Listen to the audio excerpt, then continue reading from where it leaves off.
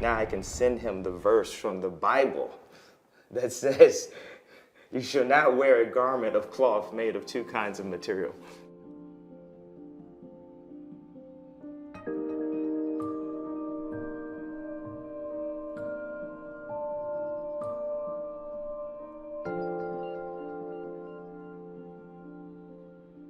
Tell me a little bit about the creative process where you design one of these. It could start with a sketch, start with a vintage reference. It could start with a previous shoe that we created that we're making a newer version on.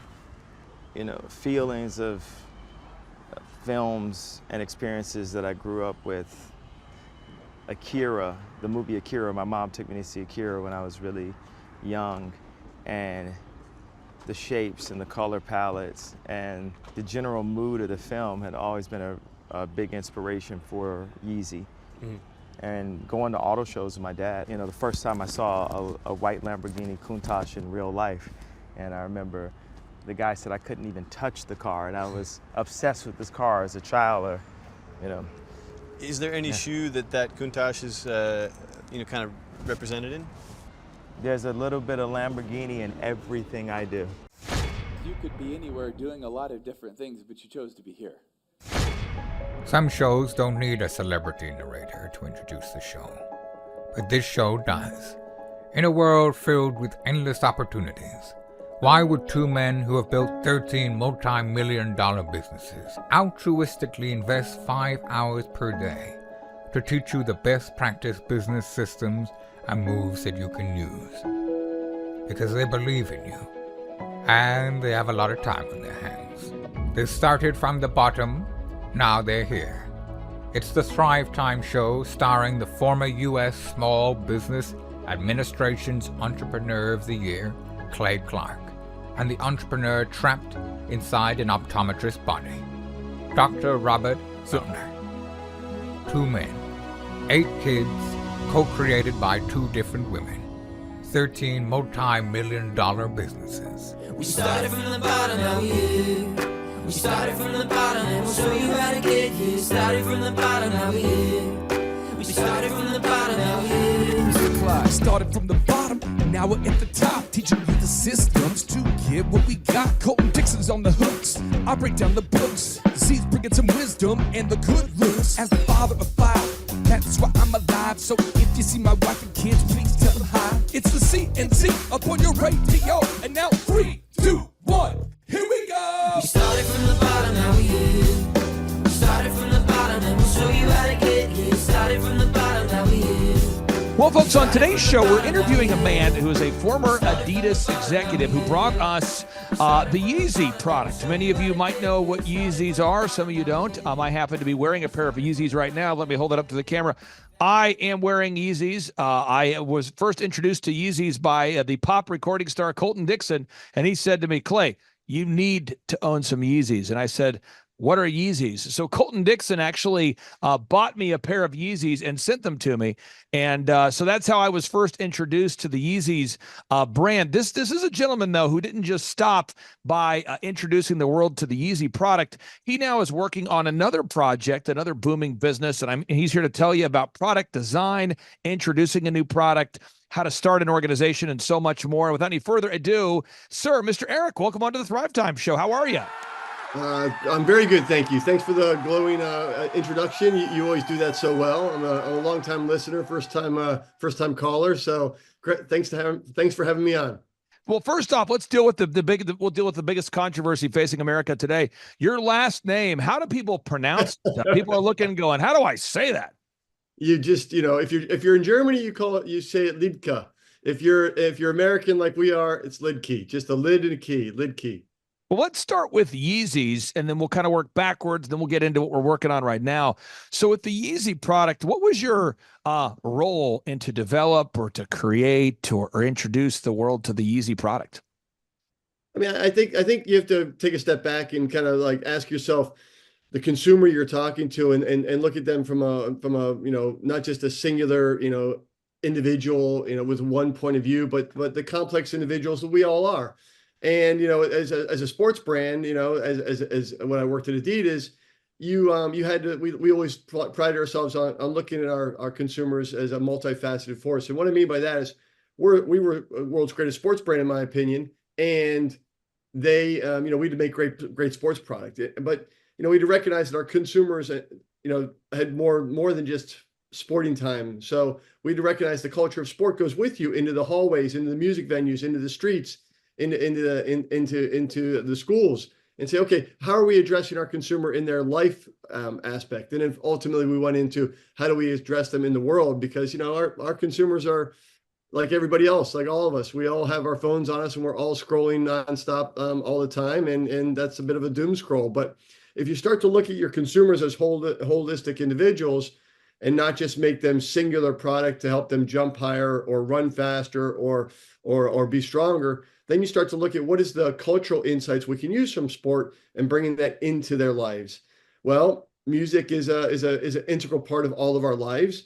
And so we started to talk to different artists out there in the world of music. And, we've worked with Kanye. That's obviously where Yeezy comes from. We've worked with Pharrell. We've worked with Beyonce. It's become a mainstream, now Nike's worked with Travis Scott. Adidas today is working with Bad Bunny. So this now goes on and takes on a life of its own, to the point where I would argue that, back in the day, a Virgil Abloh shoe was more desirable than a LeBron James shoe. Now, let's talk about this for a second here. You're working at Adidas, and you're introducing Kanye West to this concept, or he's introducing the concept to you. How does it go from the introduction where you're meeting the artist and connecting with them and pitching them prototypes, or them pitching you prototypes? How does that work if someone's a fly on the wall?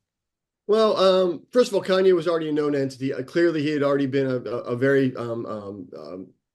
celebrated musical artist. He had already done one product with Nike called the Red October, which was a runaway success. He had wanted to express himself in more ways than I believe, and I wasn't in those meetings, I believe Nike was willing to allow him to express. And so what Kanye is, he's an interesting guy, but he's very much a creator, and he wants to have complete creative control. And some brands are willing to give that to certain artists, and some brands are not. And at the point we were in our evolution, and we were basically a brand that was struggling at the time. We were trying to rebuild ourselves in multiple areas.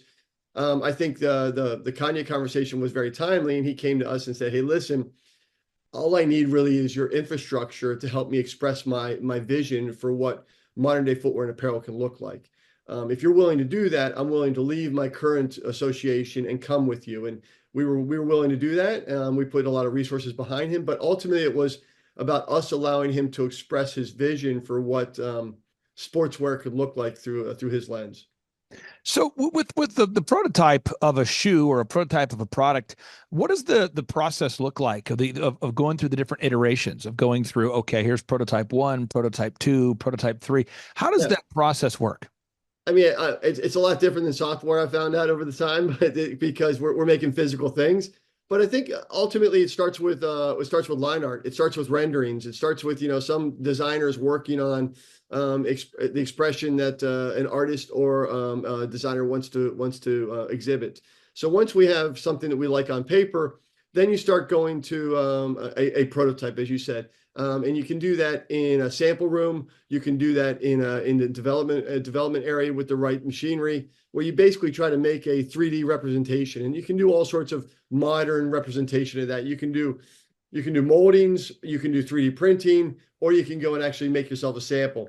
The problem with making a sample is you don't really want to open up the cutting dies for the materials or the molds, where you have to actually mold the outsole midsole together. So those are expensive endeavors. So you try to limit those type of expressions during the prototyping stage. But once you have a prototype you like, and you can do that prototype again out of clay, you can do it out of wood, you can do it out of 3D printing, you can do it out of polyurethane, many different ways to shape that idea. So you get a 3D representation, so you can look at it in your hand, you can look at it from the lateral, from the medial side, from the top down. Once you like it, then you start, you open up tooling and you start to make real product. That takes you into a sample round, which is, you could call it a development round, where you go do 1, 2, or 3 rounds of that until you're happy with the shoe before you go into production. Now, when you're working on a shoe like the Yeezy, it is such a radical departure from what a normal shoe is. I mean, the Yeezy brand was so iconic and so radically different. I would argue that the Yeezy shoe was to footwear what maybe the Cybertruck is to automobiles right now. How did you know that people were going to buy it? Did you know people were going to buy it? How did you test the market? Well, I mean, it's a little easier when you've got a cheat code named Kanye West and his celebrity status at the time, especially coming off of the Red October, which was a runaway success. So we kind of knew that we had an interesting individual. The good news is, he came to us before we got his first product out. So he started wearing inline Adidas product, primarily like the Ultra Boost was his one. And as soon as he wore the Ultra Boost, there was a famous shot of him, I think, performing at halftime of Chicago All-Star Weekend. I think it was All-Star Weekend. Anyway, it was one of those times, and he's jumped up into the split in the air, almost like his own version of the Air Jordan logo. And that product and that shot went around the world pretty hard. So there was already a clamoring for the product that Kanye was wearing that was Adidas. So we knew when we gave him his own range with the product we were building against the Yeezy range, it wasn't a far stretch to say it was going to be very, very, very well received. Now, having said that, we didn't just make it and put it in every distribution channel. We made it, and Kanye made it, and we started at the very high end, with a boot that was, the one you're wearing is the 350, which is probably the most commercial one. We started with a high end, leather suede boot that was, thousands of dollars and very limited edition. And we we introduced it at fashion shows, at New York Fashion Show, where Kanye introduced his whole Yeezy range to begin with, which was very high end fashion. We then stepped that slowly down into the market where it was commercialized to the masses. But it's kind of a crawl, walk, run. So the crawl was Adidas product performing well. The walk was, okay, now we've got some high-end fashion product that Kanye's been introducing. And the run was, okay, now we're commercializing this and we're really making a billion-dollar business here. Now, you're the executive vice president for with Under Armour today. So you're continuing your success. Now you're working with Under Armour as an executive vice president of brand strategy. Tell us what that role looks like, and what are you doing on a daily basis now? Yeah, I mean, I think so. I walked away from Adidas at the end of 2019 to found a startup called Unless Collective. Unless is about, really driving a material revolution into fashion, and that is about bringing, the age of polyester to an end, and really bringing a new material feedstock called plants, back to where we can do it. So it creates less waste when we're done using the product. So that's kind of been my vision for systemically changing the way fashion is made ultimately. Now, we had always seen from an Unless standpoint that we wanted to partner with some of the big companies to scale this idea of regenerative fashion, which is what we call it. I've talked to several of all the big players. Being in the industry so long, I know somebody everywhere.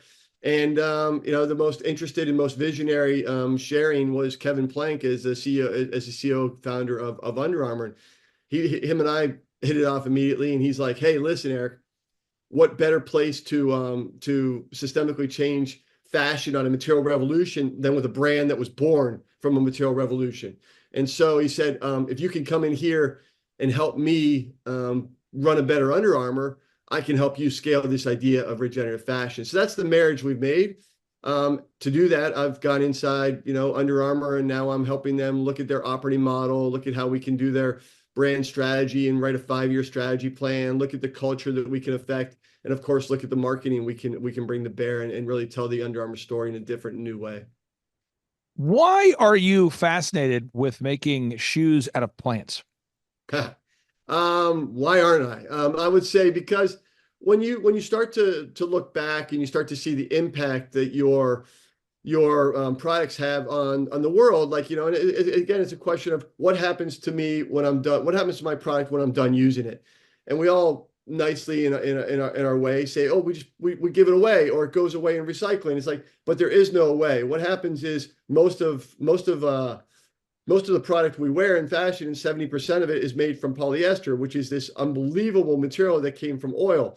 The good thing about that is it's a very elastic product. It's a very usable product. It's a very durable product. The bad thing is it never really goes away. So it breaks down into micro or nanoplastics that then invade our food systems, our air, and our water. So we're all ingesting roughly a credit card worth of plastic a week based upon the footprint we leave behind.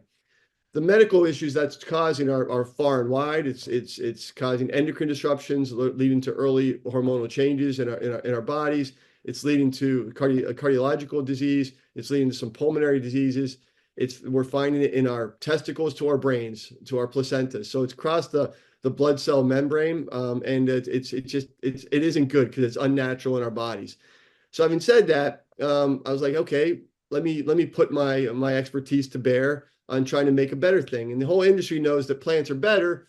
The question is, how do we scale it with the unit economics that are necessary to make the change? So that's why I did. That's why I had to go outside Adi to found a startup, because I got the permission to play there. And now I can go back into an Under Armour and apply that at scale. And what is the URL or the website address if people want to check out your product, or where can they go to see the products you're working on? Unlesscollective.com. So Unless, in a little story for you, and the origin, Unless is the name of the brand. It's right behind me here. It comes from the Dr. Seuss book, The Lorax. And it's, if you ever read that to your children, or you've read it when you were a child, unless someone like you comes along, cares a whole awful lot, nothing will get better. It simply will not. So ultimately, it's a challenge to all of us to see what we can do for the future generations. And so, do you have, what particular role do you have in developing a brand like this now? I mean, are you intimately involved in the design of every product, or do you kind of oversee a team, or what's your role now on this new brand you're building? Well, we're a very small team. I'm the CEO and co-founder of Unless. I have a general manager that runs the day-to-day operations. We have a creative director, head of innovation, that does all the great designs. We have a CMO that kind of does the marketing, and we're staffing up our sales guys because as we go into wholesale as we speak. So we've got a very lean team, but it's quite rewarding to bring a vision of yours into life. And now with the help of Under Armour as a parent company, we'll be able to scale that in ways we couldn't imagine as a startup. Where do you see the direction of the clothing industry going as it relates to plant-based clothes? Well, it's a very interesting question, because you have these giants that are growing crazy with Sheins and Temus and things like that are really producing thousands of SKUs every day, every month on fast fashion timelines. They're really almost disposable. I mean, you can call it a single-use fashion, if you will, because you can buy a T-shirt from Shein that's less than a cup of coffee at Starbucks. That's not a good thing for anybody. It's not a good thing for the workers. It's not a good thing for the trade. It's not, because it comes from China, and it's not a good thing from an end of life standpoint, because they're made on the cheapest materials with the most hazardous chemicals. I think there's the generations that are coming, Gen Z, Gen A in particular, they'll never know a world without some sort of climate distress. So they're going to grow up in a world that's they're going to demand more from it. So I think we're in our infancy, but I see the plant-based polymer revolution mirroring the plant-based protein revolution that happened about 5 years ago. So, well, it's not going to maybe systemically change it overnight, but if you look at the comps from whether it be the conversion from gas to electric vehicles and hybrids, to the comps of plant-based proteins to the food and dairy industry, to now the comps of plant-based polymers, I think we map that out in a very similar way. So I'd say in the next 5 to 10 years, we're looking at a 15% of the market being plant-based, and then that's a bit of an inflection point where it can go faster, especially in some markets. So now, with your background previous to working on the development of the Yeezy product for Adidas, what were you doing before that? I mean, were you always interested in apparel and introducing products into the marketplace? Was that something you dreamed about as a young kid, or how did you get into that industry? Yeah, good question. I guess I started with sports. So I've always been somebody that loves sports. If I wasn't thinking about sports, doing sports, or having done sports, I'm pretty much not very pleasant to be around. So, if you follow that line of thinking, you say, well, I got to work the rest of my life. So let's find a job that's fun.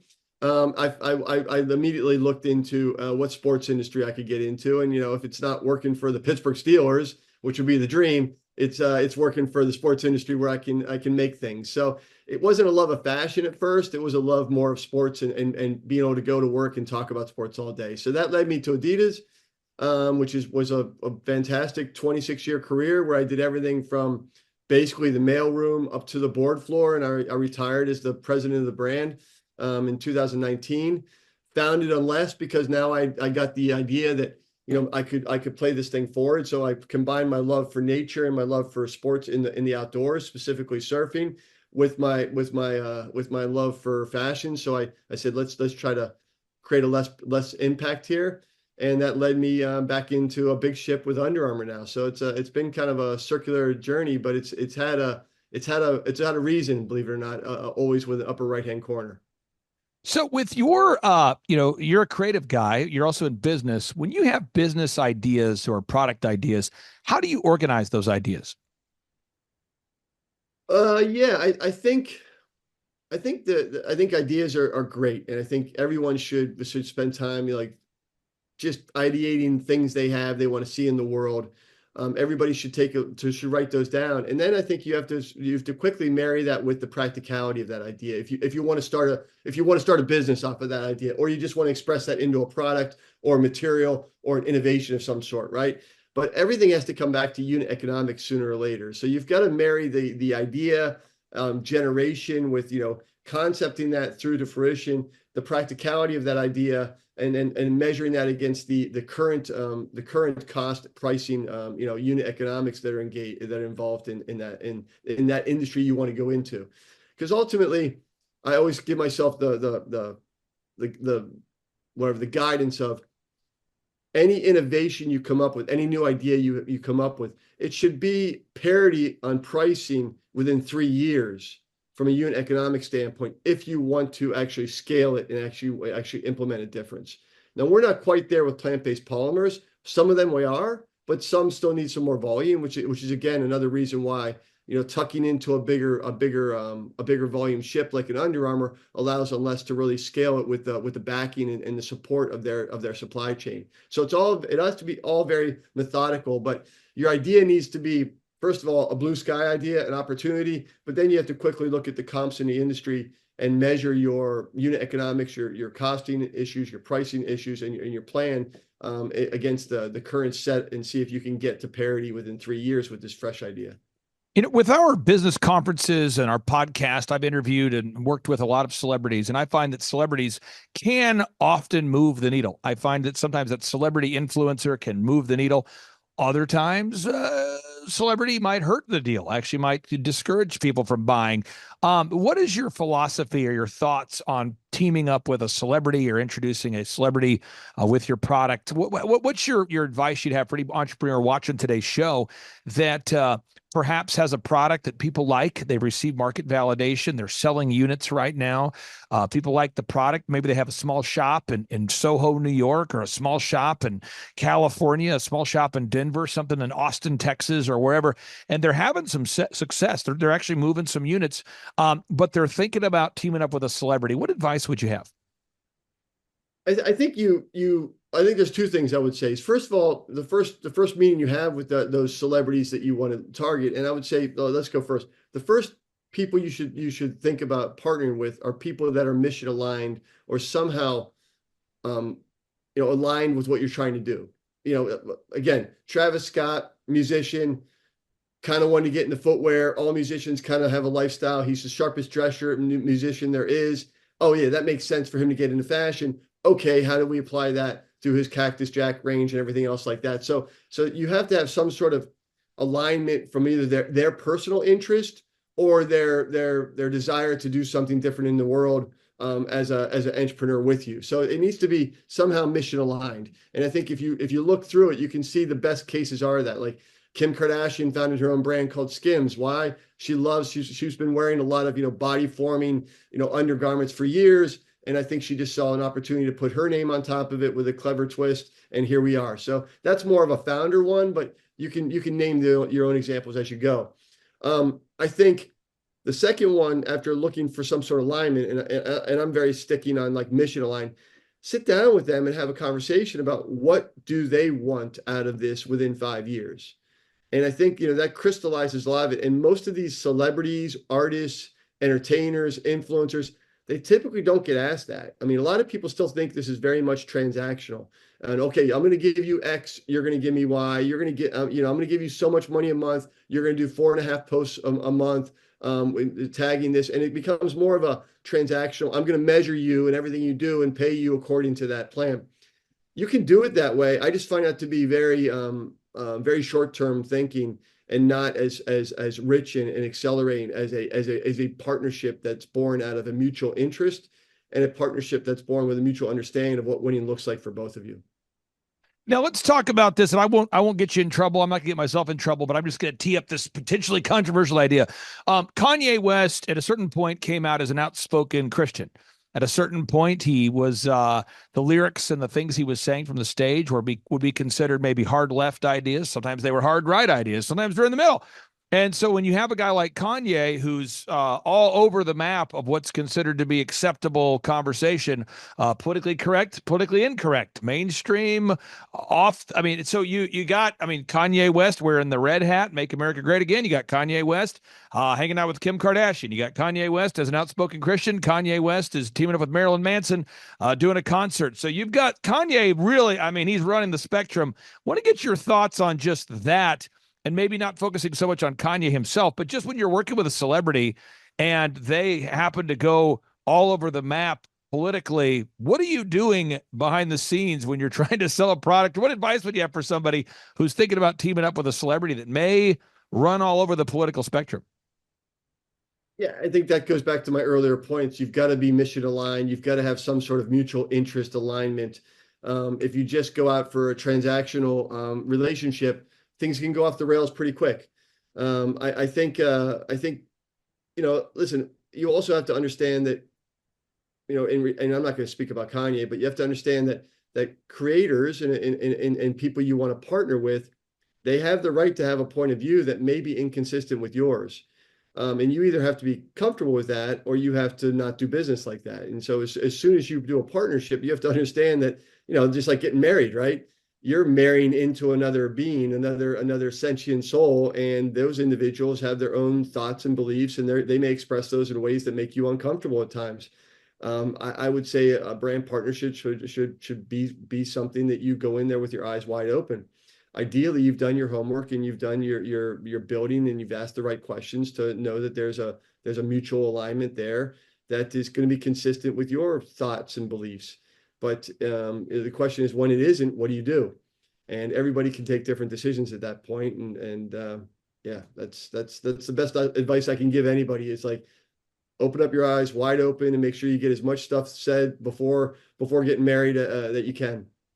What is there any books you'd recommend, or for anybody out there who's a product developer, they want to introduce a product to the marketplace, and again, you've been doing this forever, but somebody out there who has a real prototype and they're already selling a couple units, are there any books or a resource you'd recommend for people to go to? Or yeah, I think you like, I would start with Simon Sinek, know your why, right? Like, why are you making this? What is your destiny of it? Like, what are you trying to do and bring into the world that's going to be interesting? So I think knowing your why is such a critical place to start as a person or as a company. It's like, you really have to understand what you're trying to do. And I think that's before prototyping, of course. That's when you're talking, I got an idea, how I found it, what is my why? What am I trying to do in the world? But really being succinct with what that why is. And then what is that, so once you have that belief, if you will, what are you going to do that's different as an individual? What is your obsession? What are you going to recruit against? When people walk in your door, what are you expecting them to do as employees or as contractors or as agencies that you hire? It's like really being clear about that obsession of your company and those individuals you're hiring to do that. And then ultimately, what is your mission what are you going to measure yourself against? And really dialing those three things in the beginning makes a lot of decisions downstream a lot easier. But you've got to spend time and sweat that stuff through. There's plenty of books that can do that.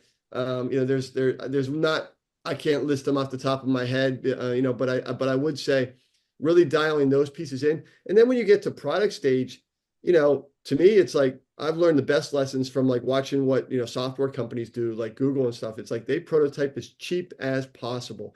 I mean, they'll try to prototype on stickies so that they can really just stress test the idea out. So, if you're going to fail fast, fail cheap. And just do things as light touch as possible. So my other advice, and again, it's in numerous books, is don't hire anybody until you've done everything you possibly can. And that means, getting it all the way down to prototyping stage, and use external agencies as much as you can to do that, because then they're project workers and they're not on your payroll, and you're not filing taxes and doing healthcare and the rest of it for them. Final question I have here for you. Again, somebody was listening earlier and they're probably driving in their car and they go, what was that website again? Tell us one more time, what's that website? And then tell us what are maybe a couple products you'd encourage everybody to check out if they're new to the brand. Yeah. So it's Unless, UNLESS Collective, just like the word unless, and is Unless Collective on IG or unlesscollective.com on the website. We just dropped a really cool series of wovens. You're showing it right now on the screen. There's a mechanic jacket here with insulation from the kapok tree, which is an equatorial tree. So we figured out how to make them warm, even though we're not using down or synthetics. And then there's a vest that goes with that, and a pant and a short that all go with that. And then my favorite, because I'm up here in the Pacific Northwest, on the Oregon coast trying to surf a little bit, is this surf poncho that is so snuggly. I kind of wear it in a cold morning anyway, so just to go down and get my coffee. So there's some good stuff there. And then of course we have your essential hoodies and crews and caps and stuff like that. But the cool thing is all of our stuff 100% goes back to being good plant and worm food when you're done with it.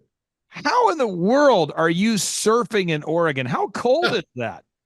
It's about 52 degrees on a regular basis. The winter storms can kind of like, they're not my speed. Like I don't get in when it gets too big and crazy, but it's beautiful. I mean, just being out there in the nature with, there's sometimes there's whales, sometimes there's bald eagles, sometimes there's sea lions, sometimes there's all three.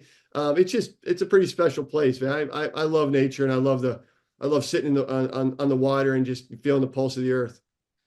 You are an interesting guy, and one of the things that I have found is when I interview somebody, whether it's yourself or a Wolfgang Puck, or introduce the name of whatever celebrity I've had on our show, I always get off the interview and I always think, man, I wish I would have asked them this. And then, or sometimes they'll even text to me, I wish you would have asked me that. So I'm just going to ask you that question. Is there anything that you have on your heart and your mind right now that you feel like all the entrepreneurs out there need to know, maybe a word of wisdom or a deep thought that you've been marinating on for a while? Yeah, it's not, I guess I would only have one thing of advice. I mean, people always ask me like what advice you would give, your younger self. And I would say, like, don't let perfect get in the way of better. I think, it's a bit of a steal from the engineering school, but it's like, you just got to take steps. I mean, and don't get discouraged if your first, second, and third step are not leading to direct results. I mean, if you just stay committed to your cause and your passion and knowing your why and knowing your obsession and knowing your mission, it's gonna come to fruition. And we need more entrepreneurs. We need more people building new, exciting, innovative solutions. Brother, I cannot tell you how much I appreciated having you on today's show. It really was great, and there's so much that I've learned from today's broadcast. I encourage everybody out there to check out your website. And again, thank you so much for your time. I know time is your most important asset. So again, I do appreciate you carving out some time for us today. Thanks, Clay. It's been a real pleasure. Take care, everybody. 4,000% from February to February. Now I can better that. Okay, Clay, I don't think you know this. I don't think you know this. I'm pinching myself, and if I cry, forgive me. In the last 2.5 days, we have bettered our entire month of February in the last 2.5 days. So, and the phone's blowing up. Everything's just blowing up. You're right. It is like a rocket ship. So we're pinching ourselves, actually. I learned at the Academy, Kings Point in New York.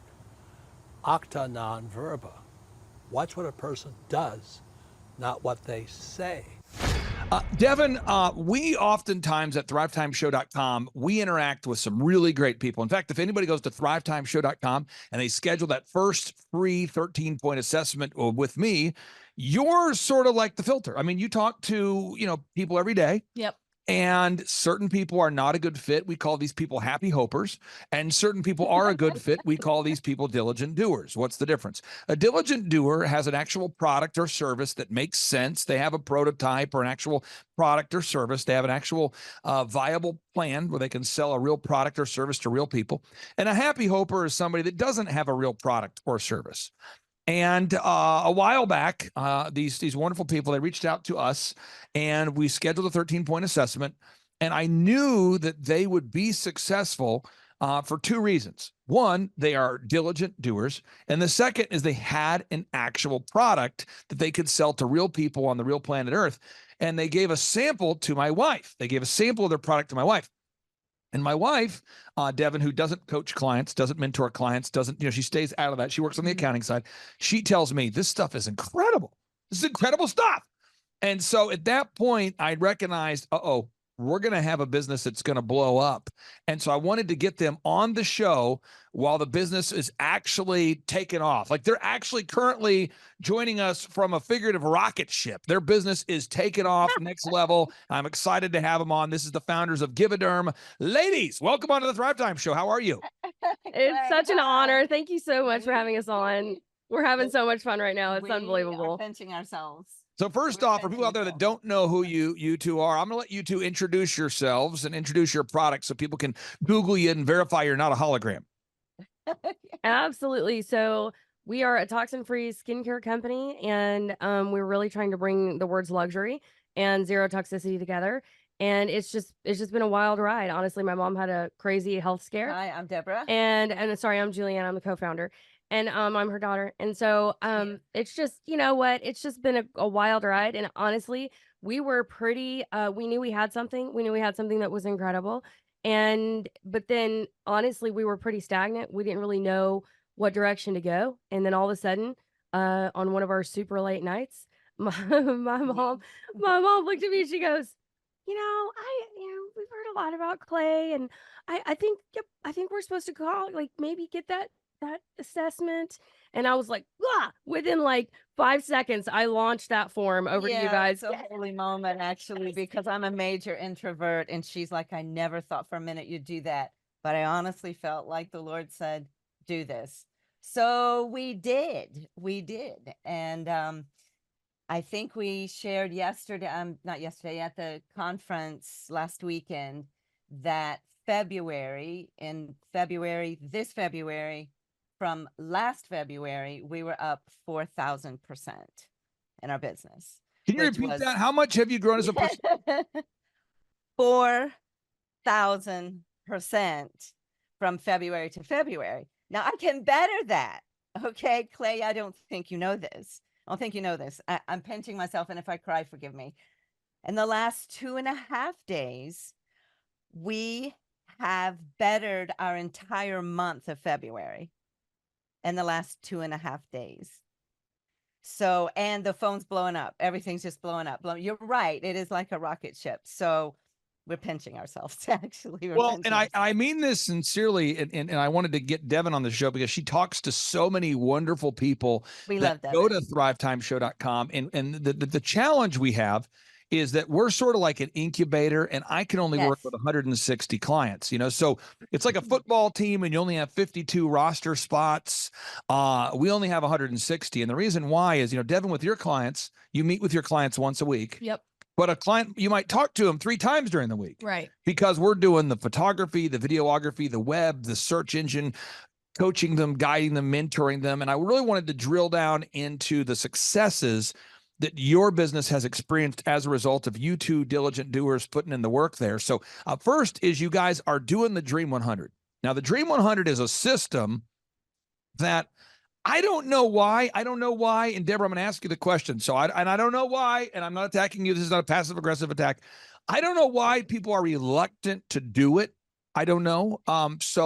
In my life, anytime I want to get, for example, Tim Tebow to speak at our upcoming business conference, I'm going to pick up the phone and I'm going to call. And then if I get rejected, which I often do, I will then email. And if I get rejected via email, I will then text. And if I get rejected, and Devin, you have worked here for about a year-ish. Almost 2. 2 years.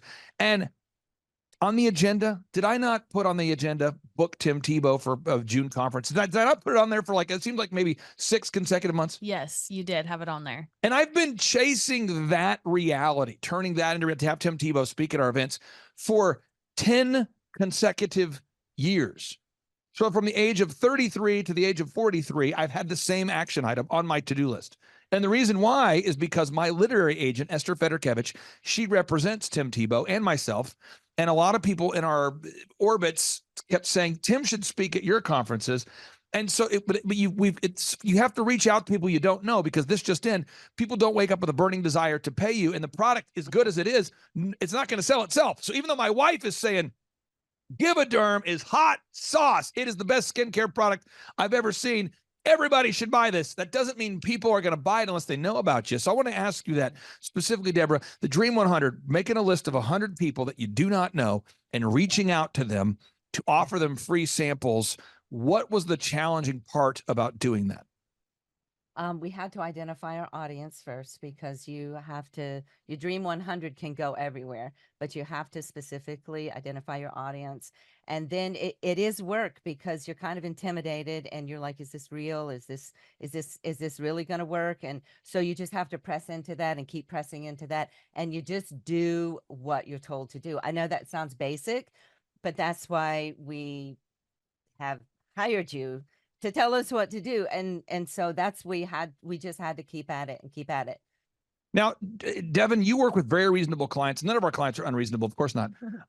What is the hard part that people have when you tell them to do the Dream 100? Because these two are doing it. This is something that Juliana and Deborah, they're doing it. What is the issue? As I'm trying to help somebody out there that's stuck. Dealing with rejection. There it is. Now, 100%. I used to stutter as a kid. So let me just walk you through how that works. If you can't speak well and you get mocked at a young age, at a certain point, you just quit caring what people think. So, that's at a certain point, you just quit caring what people think. So, do you see this, Devin, in our office? We have a lot of employees. Mm-hmm. There's gossip, there's rumors, there's jackassery, whatever. Yesterday I was dealing with a situation, so I just call the person involved, ask them directly, call both people, wrap it up. I don't know if that upsets people. I don't know, but I don't think about it. I just want to solve the problem, and I think we've solved the problem. It could be you, but if you're avoiding conflict or rejection, you're just not going to have success. So pro tip number 1 is you could stutter a lot and then get to a point where you no longer care. That's option number 1. Option number 2 is you just become numb. You just get to a point where you say Matthew 5:10 through 11, blessed are ye who are persecuted for righteousness' sake, for ye shall inherit the kingdom of heaven. So you just say, I don't worry about what people think. Or you just run around like you're dumb. I don't know if you go dumb or numb. Juliana, I want to ask you, what's your approach? Do you try to go dumb? Do you try to go numb? Do you try to pray your way through it? How do you push? All of the above. All of it. And I say all of the above. It just depends upon how it hits me. Dumb, numb, and pray through it. It all of those are true. Absolutely. Now, just so we're clear about what I mean by this is some strategic stuff here. Being dumb, it is a move that I use often. So, 100%. Yesterday I was, and I'll be very vague. Yesterday I was looking at buying a potential property for a thing I'm working on. And, I just began breaking all the boundaries. I don't mind knocking on a door and talking to somebody. I don't mind calling a property that's not for sale and asking, will you sell it? I don't mind talking to the neighbor and saying, what do you know about this property? I don't mind. And I just sort of go in like I'm dumb, like, hey, everybody, is this property for sale? I mean, that's just sort of the mindset. And certain people go, I can't believe you just did that, but okay, that works. Or you can get numb, but you got to do it. Okay, so you made the Dream 100 of these influencers, people that have access to your ideal and likely buyers. You've given them samples. Yeah. That's working. Second is you have to optimize the pricing. Now, the pricing is a thing, Devin, and I'm sure you've never dealt with this. Your clients haven't either. I'm sure the Givaderm folks haven't either. But I find a lot of people are afraid to charge what something's worth. Yeah. So let me start with an example of that doesn't relate to anybody I've ever met before. And this would be the entrepreneur that has a great product, but is afraid to charge what they should charge because they don't want to offend. They don't want to overcharge. They don't want to take advantage of. And so they actually create an unprofitable business. So the more they sell, the more they create a daily hell. What am I saying? The more they sell, the more they create this perpetual hell, because they actually are selling something at a loss, or they're barely breaking even. I talked to, just the other day, I was talking to a home remodeler who was telling me that the busier he gets, the more money he loses. He was at our conference, and I go, how does that work? And he's like, well, I don't want to gouge people. And I said, so what? And so this guy, he's not a client, but he came to our conference, and he was telling me that his business, he listens to our show, and he's been implementing the things he can without being a client. And he said, but the problem is the more business I get, the more I lose money. And I go, how is that possible? And he's actually charging people what it costs him to provide the service, or he's doing it at a loss. And I couldn't understand it. I want to ask you two now, going back to Deborah here on the pricing thing. Has that been something that we've worked through together, or maybe what's your, 100%, how have we kind of coached you or worked with you on the pricing? Yeah, well, Andrew, our coach, has worked with us because I am one of those people that, as a consumer, I watch the budget. And so at the same time, our products have incredible ingredients and they are all natural. So we have to cover our expenses. And so you guys have worked with us to watch our margins, to be able to know what our margins are and know what we have to price, or we're not going to be able to make this company available. We won't make it. And so you guys have been incredible, an incredible asset helping us do that. I want to ask your thoughts here, Juliana. Talk to me about that, the pricing thing. What have we helped you through the pricing, or what would be your comments on that? 100%. Actually, it is interesting because when you set your prices where they need to be, that it actually attracts the customers that you want.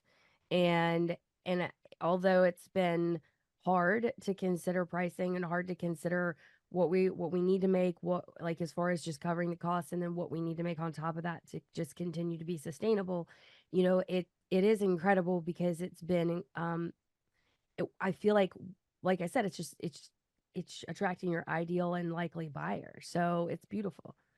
How has coaching, we'll get into more details, but how has coaching, Juliana, how has that impacted your business? If you had to describe it to somebody, you're sitting next to someone at a conference and they're like, okay, so you've worked with, Clay Clark's coaching system, or with, you've worked with Devin, or you've worked with Andrew, because you've probably interacted with our whole team at this point. I mean, you've probably talked to Devin on the phone. You've probably been to a conference. You've probably interacted with Andrew every week on the phone. You've probably interacted with our whole team at this point. And someone says to you, how has it impacted your life? What would you say?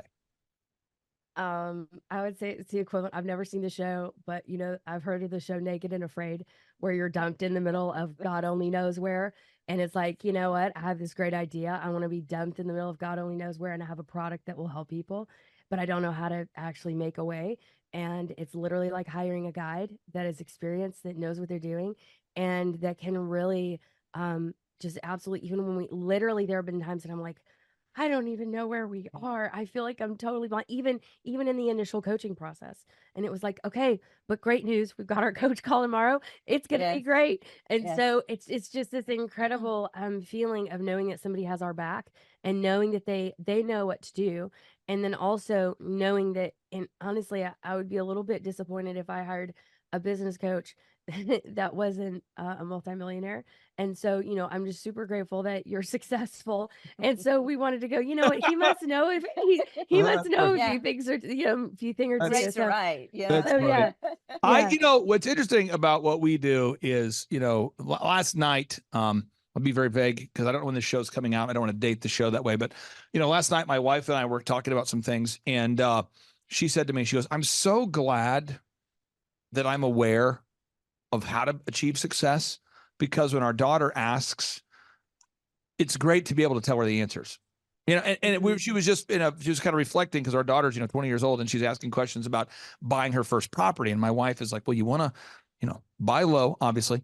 Yeah, buy low, but you want to think about that. And my wife started talking to her about generating revenue streams. Like, you want to have a property where you could maybe rent out an extra room to someone you can trust, or maybe you could rent it out in the future, or maybe you buy it low, you add value to it. And my wife was really getting into like a home flipping seminar. Wow. But it was a thing where we've just done it so much that we forgot that that is a question that a 19-year-old has or a 20-year-old has. That people have never bought a house before. And my wife was putting on this like home flipping seminar of what makes a home more valuable, you know, the moves you can do that are inexpensive but add a lot of life to the property. And again, if you've never flipped a house before, it can be overwhelming. But in our case, we've done it so much. The other day, someone was asking us, I think my wife and I have lived in 15 separate houses. It could be 16 because we just were buying, renovating, moving, and we just doing it. And so it's kind of become normal. Growing a business is kind of normal. So if you're out there watching today and you feel overwhelmed, you feel stuck, these are two great examples of people that are real people we've actually worked with. We are working with. They are currently in the figurative rocket ship. The figurative rocket ship. They're blasting off. Sales are happening nonstop. I appreciate them taking some time to talk to us about this. The next is we got to track. We have to track. And people always tell me, I'm so busy, I don't have time to track. Now, Devin, your clients have never told you that. No. But can you walk me through why other people who don't listen to our show and are not your clients, why people might not track? They're scared to look at the numbers. There's a thing there. The other thing I would say is people like to always delegate to their spouse, to their partner. So the alpha, if it's a female-owned business and the woman is the founder, she will usually delegate the finances to the person that joined. Like, so the founder usually likes to delegate the finances to somebody else. That's usually what happens. Or if it's a male, he'll delegate it to, you know, his wife. Or if it's the wife who started it, she'll delegate it to her husband. Or if it's a sister, she'll delegate it to her brother. It seems like in the family-owned business, the founder always delegates the tracking to somebody else. I just see that as a pattern. And it seems like if they're not related, it just seems like they'll delegate it to whoever they just hired. So imagine you go to work for someone, you're 25 years old, you just got hired by a 40-year-old, and they go, hey, by the way, you're in charge of tracking. And I see that. And then the person who's in charge of tracking, you know, they might not be diligent. They might be disorganized. They might be organized. I don't know. But what happens is then they sort of now have removed themselves from direct responsibility. I wanted to ask you, Deborah, on the tracking, how do you two track? Because it is really depressing when you're tracking 100% of zero sales this week. I mean, that can be depressing. And it could seem like a waste of time, but now as you're actually selling, it becomes increasingly important. So start with you there, Deborah, the tracking thing. How do you guys handle that? Well, we have our tracking sheet that Andrew helped us put together. And you're right, it's absolutely mandatory. And because we have a product that has to be manufactured, you have to know how much every item costs down to the packing tape, the fragile stickers, and all this kind of stuff. So it's imperative that you know what's happening. And that's what, and like I said, Andrew's helped. We do that together. We kind of stay in it. I tend to lean into the manufacturing part of it, where I needed to know exactly how much that shipper cost, exactly how much, you know, that void fill cost, exactly how much the decoration on our bottles, all that you have to know it. Otherwise you'll wake up one day and you're consumed, you're done. So Juliana, you just have to know it. You have any thoughts on that? Because again, you two are working as a business owner. You're doing the marketing, the sales, the hiring, the firing. They're shipping things. How would you describe your tracking process? You know what, we had an approximate idea before we started working with you, but then getting the specifics has been incredible. And it's not hard. It's just anything that goes out, you track, and then anything that comes in, you track. But it does take effort. You know, you have to put a little bit of effort into it. And so I would just say it's invaluable. It's one of those things that if you don't understand potentially where there's a leak in the boat, then you just have to, because you have to do these. It's basically constant to-dos as well. Yeah, constant weekly inspections of the boat, if you will. And so it's really good. It is. And again, this is so big. Constant inspections. I think that a lot of people struggle with boredom. But the great clients I've had, they bore down. So you have to do the same thing every day. Devin, have you ever worked at a restaurant? I haven't. You haven't? No. Oh man. You probably never will then. But have you two ever worked at a restaurant? Julianne, have you ever worked at a restaurant? No. Deborah, have you? Well, let me walk you through. Let me just walk you through my experience at Applebee's. No. I'll walk you through Applebee's. I worked at Applebee's. Okay. And our job is every single day when I worked there, 20-something years ago, you have to have out the fresh salad. So you open up that walk-in freezer, and a guy from Cisco or whoever delivers the salad, he's going to deliver the fresh salad, and you have to throw away the bad salad every single day. You bring in the fresh meat, you throw out the bad meat every single day. Then you prepare your they call it the house salad prep. So you basically make the house salads and you put them in this room. And so when somebody orders it, they're ready to go, you know, and you have to, there's like a process. Every day you clean the bathrooms. Every single day you wipe off all the tables. Every single day you dust every single window. Every single day you wipe off the glass. And it's a checklist every day. And I found that the top waiters, of which I was not one, I had a good attitude, but I wasn't nearly as skilled as other people who had been doing it a long time. They would come in to work right away and they would wipe down the windows, mop the floor, get everything ready to go. And they were ready to go before the first customer walked in. But I found that the bad ones would always say things like, all we ever do is do the same thing every day. And then my boss, Ian, would go, yeah, because it's a restaurant. And all we ever do is serve food to great people. That's what we do. So, you know, but I think certain people get bored with that monotonous stuff, and you guys do a really good job of nailing that. The next is the website creation. And the website, it's not a one and done. It is a process of continual improvement. There's endless iterations. We're always updating. I'm never happy with the website. I'm happy today. But if I look at it too long, I go, I kind of want to tweak that. We always want to make a small little enhancement. We always want to add a new testimonial. We always want to add a new endorsement. As I look at it right now, just my pro tip, and I'll tell Andrew, but maybe you can tell him that I told you this before you talk to Andrew. Any of the bigger names that are starting to endorse you, you know, we get the as seen on, like endorsed by. So when you click on testimonials, it's like endorsed by, and you start to get more and more big names. So I look at one of my clients called Moms on a Mission. What a great job she does. And as she's booking bigger and bigger guests, we keep adding the as seen on. Now, you don't want it to get in the way of the product, but you got to make sure we get, because you're starting to have some big time names that endorse your product. Could you share with the listeners, what's it been like having a consultant that also does the web development? Because we do the photography, the video, the web, the search engine, all of that is all one-stop shop. What's that been like there, Deborah, having just a one-stop shop for everything?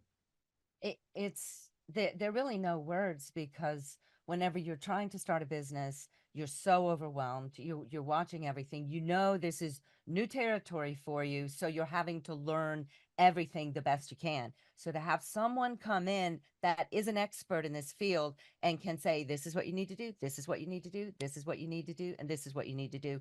It's like done. I mean, also the pricing, as I've heard, but thank God we didn't go there, but to have someone develop your website is astoundingly outrageous. So to be able to have that incorporated in the coaching has been such a blessing. It's just there are really few words. Without a website, we're sunk. So. Devin, I want to tell you a story that's going to depress you, okay? Okay. How old are you right now? How old are you? 23. Okay, so when you were not born yet, you're not yet born. Seriously, when you were not born yet. I started this. Your mom and dad are probably on a date. Yeah. You know, I started this company called DJ Connection, right? And I thought, well, I'm going to do is I'm going to work at Applebee's, Target, and DirecTV. That's a true story. So 1998, 1997, I'm growing this business. 1999, I'm growing it. And I got this website. I needed a website, needed to have a website. So I went to a web guy. I won't mention the guy's name, although I want to. Well, I know I will mention it. I will mention the website because it's not a bad thing. It's just a fact. So I hired a company called Creative State to build my website for me. It's called Creative State. And Brent Lawless was in Tulsa, Oklahoma. This is his company, Creative State Web Development. There it is. Boom. And I paid him to build my website for me. And, you know, it was at that time, I look back at it and I go, wow.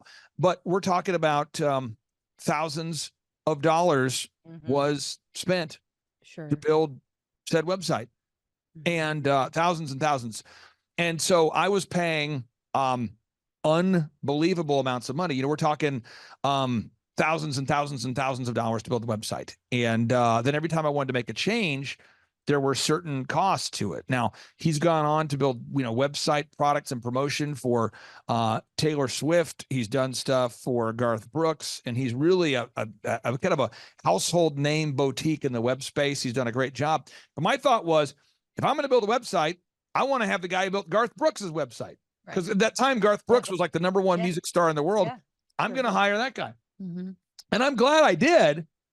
But if I were to tell you that it was $1,700 a month, because we charge our clients $1,700 a month, it's a flat rate, $1,700 per month. And that includes the coaching, the mentorship, the conferences, everything, all the introductions, all the PR, all the marketing, the video, the photography, the web, the accounting. But this guy, he didn't apologize for the price. You can imagine, because the guy's built the website for Taylor Swift and Garth Brooks. You can imagine. So it's more like, well, you know, $15,000, we'll get a conversation started. And I'm going, Yeah.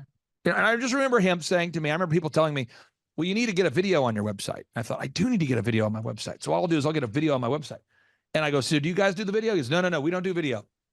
But I have a guy I recommend. Right. And the video guy says, true story, for $8,000, I could make you the promotional video. 8,000. I'm going, 8,000. Okay, and then the website's 15. I'm up to 23. I work at Applebee's, Target, and Direct TV. I'm making like $8.25 an hour plus tips sometimes at Applebee's. You don't get tips at Target. So I'm working, and then I go, okay, and then I need to hire a PR person to help me do my PR, to get in front of the media, to get, you know, and the PR people are like, well, it's a retainer, and it'll be, you know, $5,000 a month for 1 year. So I'm out 60 grand for that. I got the website.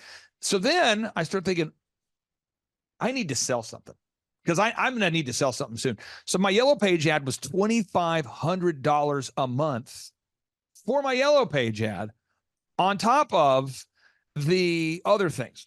So I remember it was the craziest thing ever, because I'm working at Applebee's. Could you imagine, Devin, right now at your age, could you imagine you talk to your mom and dad, and your mom and dad says, how are you? And you say, I'm doing great. They say, what have you been up to? You said, I agreed to pay $2,500 a month for the next year on an ad that hasn't been proven to work.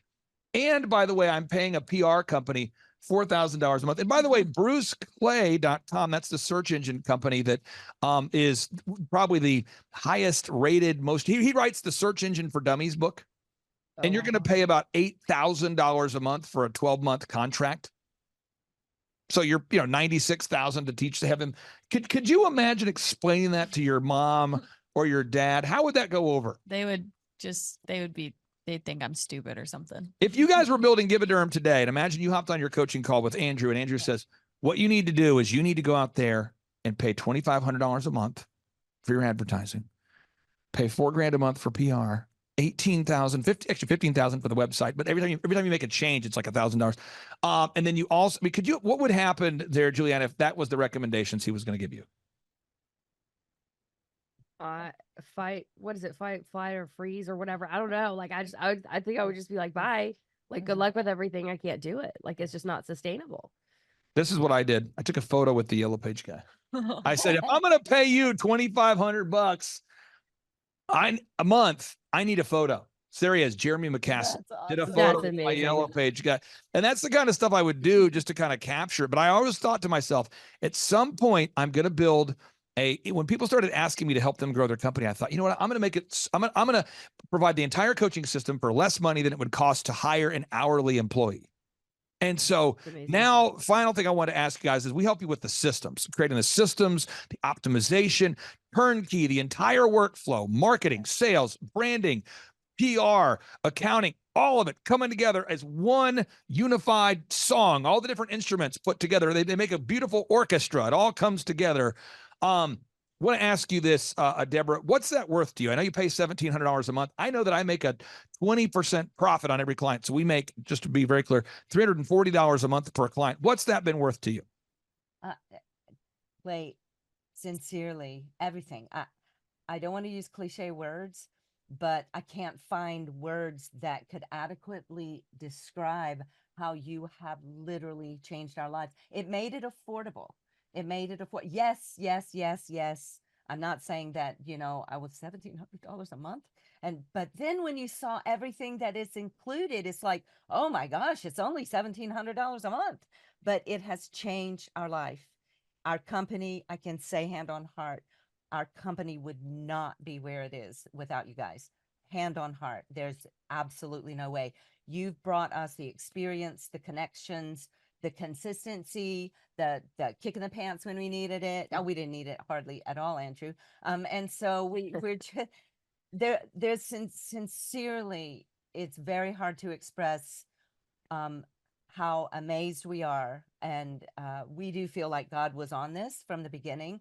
And we thank him for introducing us to you guys. And then you guys have just, we've literally hitched our wagon to your horses. And that's what it's been like. That's what we talk about that a lot. And we're pinching ourselves. I mean, how often can someone say in 2.5 days, we bettered a month's worth of sales, which was 4,000% higher than the year before. I mean, and the phone's blowing up. I mean, it's... Now, obviously, Deborah is paying us, Devin, to say that.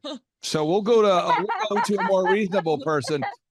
Juliana, how would you describe it? Because there's somebody out there right now who believes that they don't qualify for success. That's what I hear all the time. And I grew up poor, and I'll never forget what it was like to be poor. And so I never want anybody to think they don't qualify. We have scholarship options to make it work for people. But what would you say to somebody who's on the outside of the website right now, listening to this show, and they're like, I don't know if it'll work for me? What would you say? Don't be afraid, and don't be afraid to admit where you are now. Because honestly, it was really, when we did our assessment with you, Clay, we were like, well, we're doing this much a month, and that's embarrassing, and we're doing this much, and we didn't think we would qualify. I mean, we didn't. And I think to really understand your heart for people and your heart for excellence for people. And like Mom said, I think I've told you this before, but it was absolutely uncanny to the point that at one point we had like a connection, an additional connection with you, and that morning, and then that afternoon, one of our biggest influencers mentioned us in her broadcast. Yeah. And so literally you carry so much momentum. So I would say to anybody out there that's considering doing this, to give it a shot, to just go for it. And honestly, just look at your budget and take out the things that are unnecessary so that you can afford to do this business coaching, because what you're getting is absolutely outrageous. And for whatever it's worth, I was even able to text Andrew multiple times. We're like panicked going, the website's down, or the website's blah, blah, blah. And he's like, we're on it. We're good. We got it done, handled it. And it was just like, oh my gosh, just to feel like we could trust fall with you guys when it is not none of this is my skill set. None of it. It's all uncomfortable. And to know that you have a well-oiled machine that we can go, oh, can we just come into that and just go, yes, I'll take your systems. It's incredible. It's been absolutely outrageous. And we look back and we laugh, but right now we are in a rocket ship. Yeah. And we're just going, oh gosh, we're going to have to, it's such a beautiful way. It's like, I think we're going to have to hire more people. And I think we're going to actually have to work, like literally have crews work around the clock for fulfillment. Yep. And, then we're going to do this and we're going to do that. And then we may have to go there. We may have to get more, more storage units. We may have to do whatever. And it's just, we're to that fun part, but it's also managing growth. Well, but what I love is that we can still even ask you, hey, where we are right now, is it wise to do this, or should we stay here? And it's incredible. It's been wonderful. My favorite part, and then I'll let you guys go. I love it when it's overwhelming. You're out of office space and everybody's selling something. That to me is the most exciting part where people begin to share a desk, they share a chair. It gets socially awkward because your desk, you recognize that a box of product has become your desk. You recognize that you're taking notes on boxes, and that's exciting stuff. That's where you can't find your wallet because everything's being shipped in and out. That's an exciting place to be. So I encourage everybody, check out the Givaderm product today for anybody out there, and don't not do it because I'm endorsing it. Check it out, givaderm.com. Go there, givaderm.com. Check it out there. And then the final question is, how do we accurately pronounce your last name? Because you spell your last name, it's Grimnes. So someone's going, Grimes. That's it. You got it the first time. If you add an S, you will pronounce it correctly. Yeah. So think of it. My dad would say, think of it as like, don't say this, Dad. He's like, think of it as like the grimness of the situation. I'm like, Dad, that's not good. No, don't say that. No, don't. It's good. No. Like, anyway. Thank you, Team Grimness. Have a great day. You guys are doing a great job. Thank we'll talk you. to you soon. Thank you. Thank you. It's been an honor. JT, do you know what time it is? 4:10. It's Tebow time in Tulsa, Jerusalem, baby. Tim Tebow is coming to Tulsa, Oklahoma. Whoa. During the month of Christmas, December 5th and 6th, 2024, Tim Tebow is coming to Tulsa, Oklahoma in the 2-day interactive Thrivetime Show Business Growth Workshop. Yes, folks, put it in your calendar. This December, the month of Christmas, December 5th and 6th, Tim Tebow is coming to Tulsa, Oklahoma in the Thrivetime Show 2-day interactive business growth workshop. Whoa. We've been doing business conferences here since 2005. I've been hosting business conferences since 2005. What year were you born? 1995. Dude, I've been hosting business conferences since you were 10 years old. And a lot of people, have followed Tim Tebow's football career on the field and off the field. And off the field, the guy's been just as successful as he has been on the field. Now, the big question is, JT, how does he do it? Well, they're going to have to come and find out because I don't know. Well, I'm just saying, Tim Tebow's going to teach us how he organizes his day, how he organizes his life, how he's proactive with his faith, his family, his finances. He's going to walk us through his mindset that he brings into the gym, into business. It is going to be a blasty blast in Tulsa, Jerusalem. Folks, I'm telling you, if you want to learn branding, you want to learn marketing, you want to learn search engine optimization, you want to learn social media marketing, that's what we teach at the Thrivetime Show 2-day interactive workshop. If you want to learn accounting, you want to learn sales systems, you want to learn how to build a linear workflow, you want to learn how to franchise your business, that is what we teach at the 2-day interactive Thrivetime Show business workshop. Over the years, we've had the opportunity to feature Michael Levine, the PR consultant of choice for Nike, for Prince, for Michael Jackson. We've had the top PR consultant in the history of the planet has spoken at the Thrivetime Show workshops. We've had Jill Donovan, the founder of RusticCuff.com, a company that creates apparel worn by celebrities all throughout the world. Jill Donovan, the founder of RusticCuff.com, has spoken at the 2-day interactive Thrivetime Show business workshops. We have had the man who's responsible for turning around Harley Davidson, a man by the name of Ken Schmidt. He has spoken at the Thrivetime Show 2-day interactive business workshops. Folks, I'm telling you, these events are going to teach you what you need to know to start and grow a successful business. And the way we price the events, the way we do these events, is you can pay $250 for a ticket or whatever price that you can afford. What? Yes, we've designed these events to be affordable for you, and we want to see you live and in person at the 2-day interactive December 5th and 6th Thrivetime Show Business Workshop. Everything that you need to succeed will be taught at the 2-day interactive Thrivetime Show Business Workshop, December 5th and 6th in Tulsa, Oklahoma. And the way we do these events is we teach for 30 minutes, and then we open it up for a question and answer session so that wonderful people like you can have your questions answered. Yes, we teach for 30 minutes, and then we open it up for a 15-minute question and answer session. It's interactive. It's 2 days. It's in Tulsa, Oklahoma. We've been doing these events since 2005, and I'm telling you, folks, it's going to blow your mind. Yes, ladies and gentlemen, the Thrivetime Show 2-day interactive business workshop is America's highest rated and most reviewed business workshop.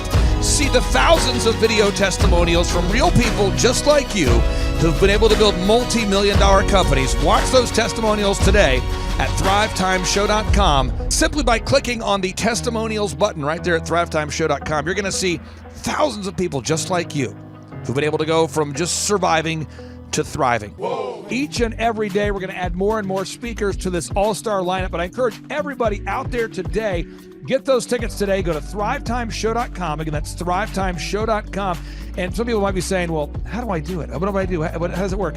You just go to thrivetimeshow.com. Let's go there now. We're feeling the flow. We're going to thrivetimeshow.com. Again, you just go to thrivetimeshow.com. You click on the business conferences button, and you click on the request tickets button right there.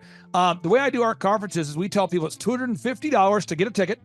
Yep. Or whatever price that you can afford. And the reason why I do that is I grew up without money. JT, you're in the process of building a super successful company. Did you start out with $1 million in the bank account? No, I did not. Nope, did not get any loans, nothing like that. Did not get an inheritance from parents or anything like that. I had to work for it, and I'm super grateful. I came to a business conference. That's actually how I met you, met Peter Taunton. I met all these people. So if you're out there today and you want to come to our workshop, again, you just got to go to thrivetimeshow.com. You might say, well, who's speaking? We already covered that. You might say, where's it going to be? It's going to be in Tulsa, Jerusalem, Oklahoma. And someone says, Tulsa, Jerusalem. I'm really trying to rebrand Tulsa as Tulsa, Jerusalem, sort of like the Jerusalem of America. But if you type in Thrivetime Show and Jinx, you can get a sneak peek or a look at our office facility. This is what it looks like. This is where you're headed. It's going to be a blasty blast. You can look inside, see the facility. We're going to have hundreds of entrepreneurs here. It is going to be packed. Now, for this particular event, folks, the seating is always limited because my facility isn't a limitless convention center. You're coming to my actual home office, and so it's going to be packed. Who? You're going to come. Who? You? I'm talking to you. You can just get your tickets right now at thrivetimeshow.com. And again, You can name your price. We tell people it's $250 or whatever price you can afford. And we do have some select VIP tickets, which gives you an access to meet some of the speakers and those sorts of things. And those tickets are $500. It's a 2-day interactive business workshop, over 20 hours of business training. We're going to give you a copy of my newest book, The Millionaire's Guide to Becoming Sustainably Rich. You're going to leave with a workbook. You're going to leave with everything you need to know to start and grow a super successful company. It's practical, it's actionable, and it's Tebow time right here in Tulsa, Jerusalem. Get those tickets today at thrivetimeshow.com. Again, that's thrivetimeshow.com. Hello, I'm Michael Levine, and I'm talking to you right now from the center of Hollywood, California, where I have represented over the last 35 years 58 Academy Award winners, 34 Grammy Award winners, 43 New York Times bestsellers.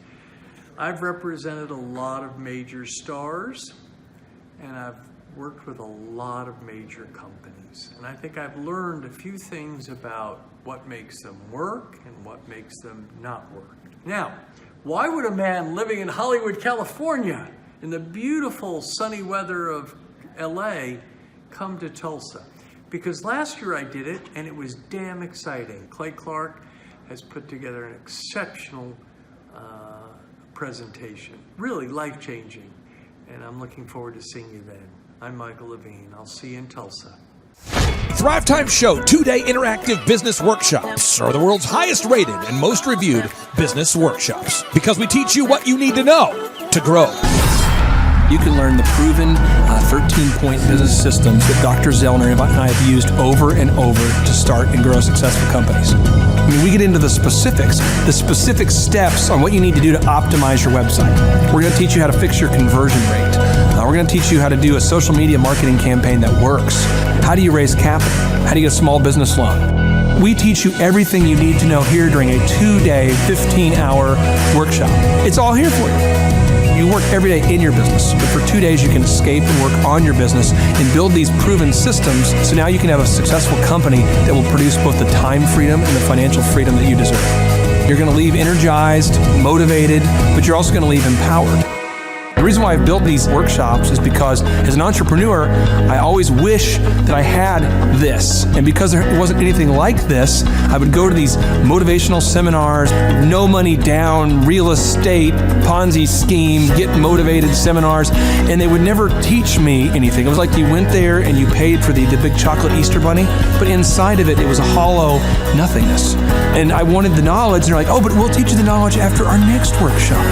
And the great thing is we have nothing to upsell. At every workshop, we teach you what you need to know. There's no one in the back of the room trying to sell you some next big get-rich-quick, walk-on-hot coals product. It's literally, we teach you the brass tacks, the specific stuff that you need to know to learn how to start and grow a business. And I encourage you to not believe what I'm saying, and I want you to Google the Z66 auto auction. I want you to Google elephant in the room.